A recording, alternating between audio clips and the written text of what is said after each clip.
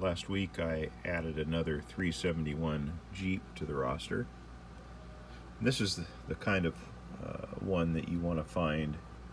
The decals were pretty good, had a few scratches, and it didn't run. It was all things that I could fix. For instance, this handrail was missing, and I might have had one in my parts bin, but I decided to just make it. The original was 42 thousandths, and I found some piano wire that was 49 thousandths that fit in the hole, and I bent it to shape, and I have a process that I use to darken it, make it black, that uses heat from a torch and some oil. And one of the other things that was wrong with it was it had a few scratches like this, which I haven't fixed all of them yet, but I'll show you what I do to fix those. On silver, they make a Sharpie that's actually silver, and it's pretty amazing how well it works.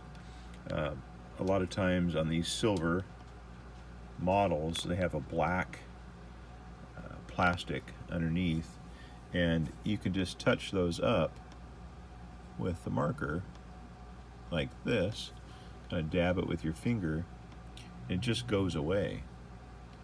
And I try not to overuse this, but in areas like this, it really makes it look a lot better. Missed a little spot right there. So that's a really good, useful tool. And there's a few other places I can touch up. Also, it had a rusty handrail. You look on the other side. This side was all rusty, from here to here, and I'm sure that it had been laid up, in an attic somewhere, or maybe some mice got to it, and just used some really fine sandpaper to clean that off. Sometimes I use steel wool, but I have to be careful not to get that in the motor.